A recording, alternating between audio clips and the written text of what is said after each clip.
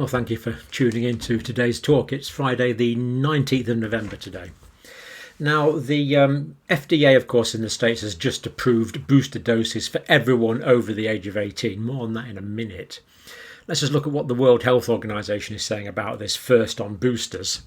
The World Health Organization is saying no country can vaccinate its way out of the pandemic. It's not vaccines or all the other control measures, it's vaccines and all the other control measures. And that does make sense, but I think it does help us to view vaccination in some sort of context. It's not a panacea. It makes no sense to give boosters to healthy adults. Direct quote, Dr. Tedros, reflecting the World Health Organization position just on video a couple of days ago. It makes no sense to give boosters to healthy adults, which is exactly what we're doing in the United States and exactly what we're doing in the United Kingdom. So it looks like we follow the World Health Organization guidelines when it suits our convenience and not so much when it doesn't. When high-risk groups all around the world are still waiting for the first dose is the valid point. And every day the World Health Organization says there's 6 times more booster doses given out to people in richer countries for every primary dose given to people in poorer countries. So we're getting 6 times more boosters. That's the 3rd dose in most cases in richer countries, while there's vulnerable people and very often healthcare providers in poorer countries still waiting for their first dose. World Health Organization says this is a scandal that must stop now. This is a scandal that must stop now. Now, apparently ignoring that, the Food and Drug Administration, these are the direct links to their sites, not via any other media, direct links to their sites. As of today, they've announced amended the emergency use authorization for Pfizer and Moderna. Booster doses are now going to be given of both of these. Moderna, it's going to be half the original dose, the 50 microgram dose. The Pfizer stays the same dose, the 30 microgram dose.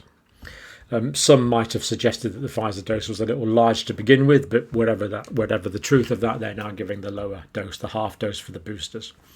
Single booster dose for all 18 and older is now FDA policy, in complete contradiction to what the World Health Organization has said it has to be realised. Acting FDA Commissioner Janet Woodcock helps to provide continued protection against COVID-19, including serious consequences that occur, such as hospitalizations and deaths. Okay, it does protect from that. It's going to be at least 6 months after the primary vaccination series if you've had 2, and at least 2 months if you've had the Janssen, Johnson & Johnson vaccine. So pretty well as we would expect. The longer gap does make sense. Now, data supporting evidence, supporting their decision from the FDA. Now, this is good because they're actually giving some supporting evidence, but it's not good in that, just as we saw yesterday from the recommendations from the British authorities, they're not really giving numbers, which I do find incredibly frustrating. But anyway, data supporting the evidence. So first of all, for the Moderna, their FDA analysis. So this is the Moderna. The study group who had 3 doses was 149 people. Some might say a very small study group. From the original clinical studies who received a booster, so that's the 3-dose group there. And then the control group, actually they don't use the term study group and control group. I'm using those terms, but it's clearly what they're thinking, it's, as far as I can see. Control group who've had only 2 doses, 1,055 people in that group, comparing that group with that group. Now, you might expect now, as in all the clinical studies, we get a quantitative evaluation of the difference, but we don't. This is all we get. Result, the antibody response against the SARS coronavirus 2 virus 29 days after a booster dose of the vaccine demonstrated a booster response. Well, I'm tempted to say surprise, surprise there. Of course there's a booster response. So, and that's it. That's all the information we get. So, more information, please, on that. It's saying it's better, but not by how much. So we believe it's better quite a lot, but it would be nice to know that. Pfizer-BioNTech vaccine, again, the FDA supporting data. Study group here, 200 people in the group. Again, some might say a small group. Had 3 doses. Now, they didn't have a separate control group here. What they did was they took the same people in the past and used them as controls. So these were the same 200 people in the past when they'd had two groups. So same people 1 month after the 2-dose primary series. So they were looking at them 1 month after the booster and 1 month after they just had two vaccines. And the result, antibody response demonstrated a booster response. I mean, this really is really inadequate amounts of data here, but that's what we've got. So there you go. This isn't quite as bad as it sounds. This is sometimes called the test-retest method. So this would be the test where they tested it the first time. Then you bring about a change, which in this case is giving the booster vaccine, and then you retest, and that's after the result after the booster. So test, change, retest. It is a recognised research method, so it's not quite as bad as it sounds, but the numbers are smallish. FDA evaluation of the benefits and risks. Now, they are using to get this additional real-world data, they're saying, which of course is good, on recently increased numbers of cases of COVID in the United States. And they're quite open about this now, the risk of myocarditis and pericarditis following vaccination, heart muscle inflammation, fibrous tissue, serous tissue surrounding the heart inflammation. And again, frustrating lack of numbers. It really is frustrating reading these reports. The FDA has determined that the benefits of a single booster dose of either the Moderna or the Pfizer BioNTech vaccines outweigh the risk of myocarditis and pericarditis in individuals aged over 18 and individuals 18 and older. So basically they're saying it's better for you. Overall, the risks are less than the potential benefits. But again, as with the UK authorities, it would be nice to have the data so that we could make that decision for ourselves rather than just being told what's best for us. Not criticising the programme, but I just feel that there would be more concordance, more agreement with the vaccination programme if the data was just so much more open with ideally rolling data. But that's what we've got. Both Pfizer and Moderna are conducting post-authorization, post-marketing studies. Now, here we see Pfizer and Moderna, who make the vaccine, and both of these manufacturers make one heck of a lot of money out of these vaccines. There is a lot of money involved in these vaccines, and some might be concerned that the people that are making a lot of money out of these vaccines are the very ones that are conducting post-authorization, post-marketing studies. Some might find that a conflict of interest. Anyway, they're doing this to assess known serious risks of myocarditis and pericarditis. FDA and CDC have several systems in place to continually monitor vaccine safety, so this is ongoing. Now, they do report on the common side effects after booster, and these are kind of what you would expect, with one actually interesting but potentially not serious addition. So most commonly reported side effects after a booster: pain, redness, swelling at the injection site, of course, not really a big deal usually. Fatigue, that's the local effects. Systemic effects: fatigue, headache, muscle or joint pains, and chills. Again, what you would expect, normally transitory things. But swollen lymph nodes in the underarms, the axillary lymph nodes, more frequent following the booster dose. So that was interesting. So you can get swelling of the lymph nodes under your armpit after the primary doses, but it's more common with the booster doses. And if the vaccine's going in there, then the lymph nodes that actually drain your arm, or the lymph passages that take the lymphatic fluid to these lymph nodes, they do go from there to there. So all the arm is drained via those lymph nodes. So it's not surprising if there's an immunological response, and that wouldn't concern me too much. Now, just before we look at the draconian measures being taken in Austria, let's just have a bit of orientation now. New data confirm cases. Now, New Zealand, Australia, Canada, thankfully, fairly low. United States, picking up a bit. Germany's picked up a lot. United Kingdom, Slight pickup there on the official data. Greece is higher, Hungary, Ireland is high, Netherlands, Belgium, Croatia, Austria very high and going up steeply, and Slovenia and Slovakia very high numbers in terms of new cases. But of course what we're interested in is how this is impacting health. The cases don't matter, it's people getting sick that matters. So here we see the levels of hospitalizations in the United Kingdom and the United States, comparable at the moment. We do know that it's come down in the United States really quite dramatically recently, down there. Ireland has got limited hospital capacity and it's going up. Austria and Belgium already pretty stretched, pretty high. Chechnya, Croatia, Slovenia and in Hungary we know the situation is really quite bad. In fact it is in all of these countries. Now we know that the vaccines aren't so much, people can still get infected after the vaccine, but we do know it is protecting against serious illness, hospitalizations and death, not entirely, but it is to a fair degree. So if we try and just sort of bear those figures in mind there, and then if we look at share of the population that are fully vaccinated, well, yeah, okay. So Croatia and Slovenia, Czechia, Hungary, all low vaccination uptakes, pretty low. I mean, this is the 50% mark here for fully vaccinated, pretty low. And we do see that they are high in the hospitalization stakes.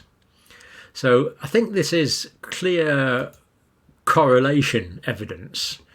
It's not conclusive evidence, but it's correlation that the countries with the lower vaccination rates are getting more people going to hospital. But Ireland is picking up, and they've got one of the highest vaccination rates. So it's not a clear correlation by any means. So starting at the highest vaccinations: Ireland, Canada, Belgium, Netherlands, Austria, New Zealand, United Kingdom, Germany, Austria, Greece, Hungary, Czechia, United States, Slovenia, Croatia. So we are seeing this this inverse correlation, as we would say, between the ones at the bottom there in terms of fully vaccinated and the ones at the top there with more hospitalizations. But it's not 100% correlation by any means. So I thought that was quite interesting orientation. It is continued evidence that the vaccines are protecting against a lot of the severe hospitalizations and deaths. So we're in a better situation than last year, even if the situation is getting worse in some ways in terms of number of cases. Austria, as we saw, with a relatively low vaccination rate. Now Austria, actually Latvia was the first country to reintroduce lockdown, so they've got a kind of partial lockdown in Latvia just now, but Austria is the first larger country to go back into full lockdown. I mean, wow. Whole country, hard lockdown, 10 to 20 days, not less than 10, not more than 20 from next Monday. Restaurants, pubs, all non-essential shops closed. It sounds like we're reading this out over a year ago, doesn't it? People told to remain at home. Classroom teaching suspended. All this has got this deja vu-y feeling just going through these facts. First European country to make COVID vaccination compulsory. That's right, it's going to be mandated. So Austria is going to mandate vaccination for all adults. There you go. Power of the state behind it. From the 1st of February, heavy fines for those that don't comply. There is a large anti-vax movement there, only 65% fully vaccinated. As we saw, relatively low numbers fully vaccinated. So, wow, really. Mandatory vaccination in a European country at pain of heavy fines if people aren't vaccinated. And a lockdown again from Monday. And hospitals there are extremely stretched and ITUs are overflowing. So they're the facts of the matter. People will be dying pretty soon unnecessarily because the hospitals are overstretched versus a mandatory lockdown and mandatory vaccination. I'll leave you to work out the ethics of that one. Now, let's look at the COVID symptom tracker data in the UK. So 68,000 new daily symptomatic cases. So it's still pretty high. People actually with COVID at the moment getting on for 1,977,000. So not far off the million there at all. And then the direction of travel actually going down slightly in terms of number of symptomatic cases, at least on the COVID symptom tracker data, which is live now. The Zoe updates that's come out every week now. Tim Spector publishes these every week. Let's just look at some of the graphics that is provided us with, which are remarkably useful. Always a week out of date, this data, of course, but here we see the total number of people vaccinated. Here we see the number of people vaccinated who are newly diagnosed. So figures resulting over time, total number of new cases and new cases in the fully vaccinated. So these are new infections, positively diagnosed cases in people that are fully vaccinated. And we see that it's well over the 20,000 line. So that's a 20,000 line there. It's well over that. Now, this is not unvaccinated. This is total number of infections. So we are seeing that the thing here is we are seeing a lot of infections in people that are fully vaccinated. Most of them not as sick, most of them transitory, but nevertheless we're seeing them. Now, interesting, I can't quite work this one out. This is the 0 to 18-year-old age groups here, and we've seen a dramatic decline. Now, these are the sort of declines that we would normally see when the school holidays are on, but the schools are actually still in at the moment. So we are seeing this dramatic decline despite remarkably low vaccine uptake in younger people. We are seeing this dramatic decline. Is there a herd immunity effect kicking in here in schools? It's starting to look like it in the 0 to 18-year-old age groups. The parents' generation still being infected, but as the children here are bringing less infection home, the parents have been getting less infections also. So that's kind of that's good. Now the 18 to 35 is there. That's the 55 to 75, and that's the 75 and over age group. The regions in the UK, well, basically Midlands is the top now, and Wales, which was the top a week or two ago, has gone down quite nicely. So that's the different regional differences in the UK. Roughly the same trend lines, I think it'd have to be said there. And now, this is concerning. This is the number of new long COVID cases per day. So we see that 1,143 new cases of long COVID in the UK on the 13th of November. So by virtue of the number of people that are getting COVID and the percentages that get long COVID, we do see that quite a lot of people here are going to be sick for at least 12 weeks. So it's about 1,100, 1,200 per day people actually going into a period of long COVID. So it's going to be ongoing for some months, that the burden of morbidity, and we know that some people are ill for much longer than that. So briefly, the study data, the Zoe data here. So this is last week, 65 new daily cases, based on data from over 40,000 PCR and lateral flow tests. So it's a good sample size. Now, unfortunately, the number of people reporting regularly on the COVID symptom tracker data is now down to 7.5 million. It was well over 1 million.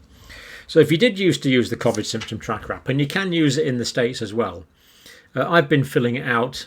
To tell you the truth, I have forgotten a few days, but pretty well every day since the start I've filled mine out with all your vaccines and all your tests and all that kind of stuff on it. So if you did used to do it, then I would encourage you just to do it again.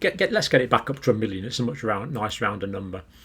But anyway, we're still based on 750,000 overall cases, 42,000 tests, so it's still good data. Infections down as of last week, 10% on the week. The UK is around about 0.9. Scotland's a little higher. Prevalence, though, is still high. This is still large numbers. 1 in 67 people in the UK last week still had COVID symptoms. So what's Professor Spector saying? In terms of what it means for Christmas, I'm cautiously optimistic for the remainder of the year. I agree. I'm cautiously optimistic for the UK. But I am really quite pessimistic for a lot of these other European countries that we looked at, unfortunately. It's becoming clear that children and school holidays play a key role in the waves of infection, which is true. I think it's safe to say that we can expect to see another rise in the new year after the holidays. So basically, children are spreading this now. I'll give you some data from the Netherlands in a minute, which is consistent with that. But just finishing off what Tim Spector's saying, I think we'll be dealing with COVID for the next 5 years. Unfortunately, we're going into this endemic phase. However, the most important thing we can do is to get fully vaccinated as soon as possible. Direct quote from Professor Spector. We need to redefine fully vaccinated as 3 doses to protect us all from Delta and the inevitable new variants of COVID yet to come. So that's a bit pessimistic.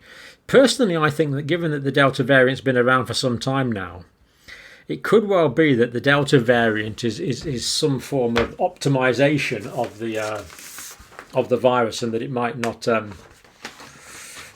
evolve into a more transmissible form. Just to remind ourselves what the World Health Organization said at the start, it makes no sense to give boosters to healthy adults. This is a scandal that must stop now. As we've seen, the UK and Tim Spector and the FDA all, of course, going flat out for boosters. Interesting tension between the two views. Now, finally, Netherlands, as we saw cases going up quite dramatically in Netherlands, as were hospitalizations. Their National Institute for Health, infections up 44% on the week, strongest rise in the 4 to 12-year-olds. And we did see this in the UK, infection largely being driven by school children over the last few months. Immunologist at this National Institute for Health, that's the Dutch version, of course, keeping primary schools closed for longer is an effective way to keep the virus under control. Now, I think what they're doing is they're having a longer Christmas holiday. I think that's what's happening in the Netherlands, so that makes sense. Children are virus factories and infect adults as well as each other. There you go.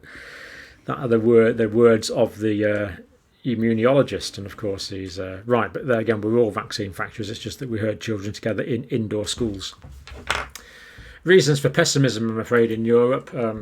Lack of social distancing, hospitalizations increasing, vaccine hesitancy in some areas, waning effect of vaccination. And of course, people are indoors now and closing all the windows because it's getting cold. So it could be a very difficult Christmas in quite a few parts of Europe. Slightly more optimistic for the United States and the United Kingdom.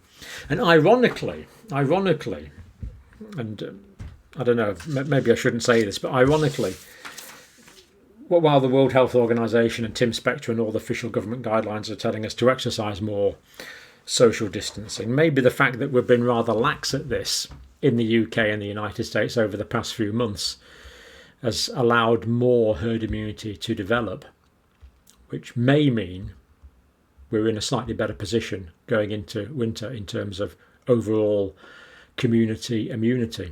Interesting idea to ponder. Thank you for watching today.